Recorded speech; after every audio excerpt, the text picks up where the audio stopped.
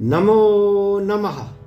श्रीमद् वाल्मीकि रामायणम अयोध्या कांडम 1/7 सर्गः। पिता का परलोक गमन सुन राम का शोक।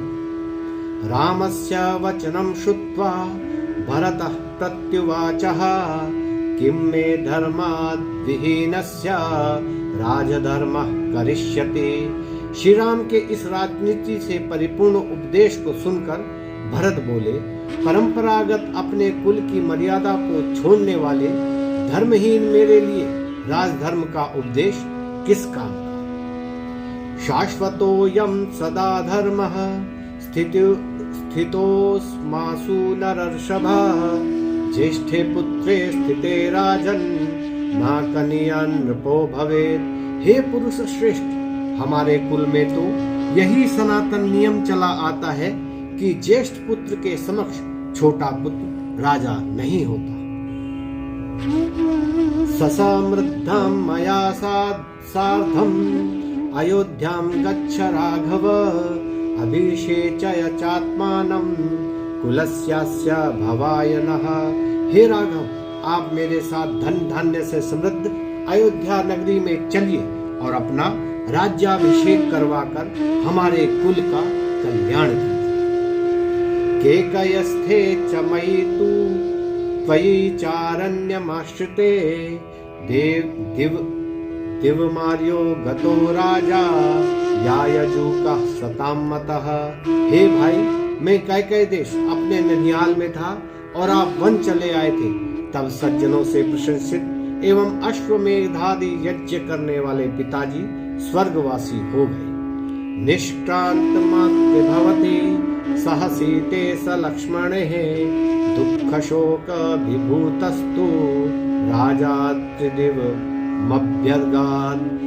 सीता और लक्ष्मण सहित आपके अयोध्या छोड़ते ही महाराज दुख और शोक से संतप्त होकर स्वर्गवासी हो गए।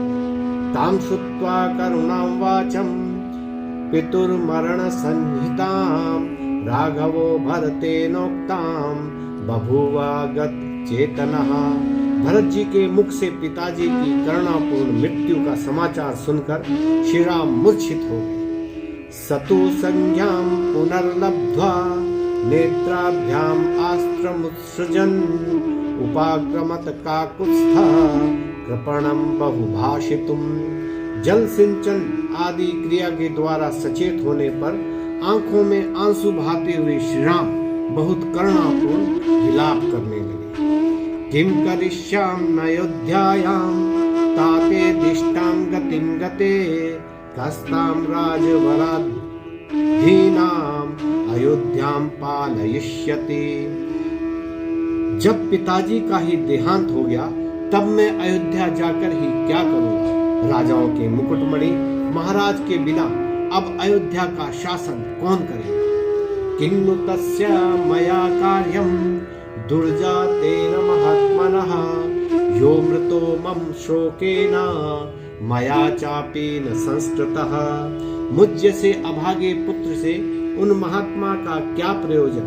वे मेरे वियोग जन्य शोक में मृत्यु को प्राप्त हुए और मैं उनका अंतिम संस्कार भी न कर सका।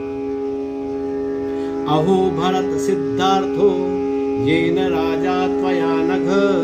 शत्रुघ्नेन च सर्वेषु प्रेतकृत्येषु सत्कृतः। हे निष्पाप भरत, तुम बहुत भाग्यशाली हो। तुमने और शत्रुघ्न ने पिताजी के संपूर्ण अंत्येष्टि कर्म तो कर लिए। एवं मुक्ता स भरतं भार्या मध्येत्य राघवः। एवं मुक्ता स भरतं भार्यम् अभ्येत्य राघवः। उवाच शोक संतप्तः पूर्णचंद्र निभाननां।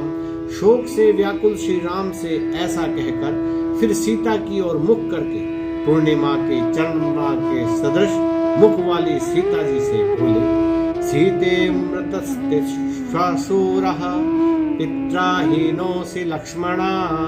भरतो दुःखमाचष्टे स्वर्गतं पृथ्वीपतिम्। हे सीते, तुम्हारे श्वशुर का देहांत हो गया। हे लक्ष्मण, तुम पिता विहीन हो गए।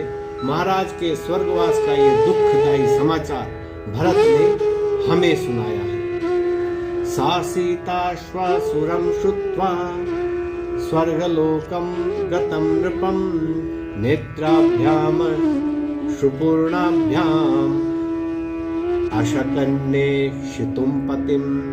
श्वशुर के परलोकवासी होने का वृतांत सुनकर सीता जी के नेत्र आंसुओं से ऐसे भर गए कि वे अपने पति को भी न देख सके। नमो नमः।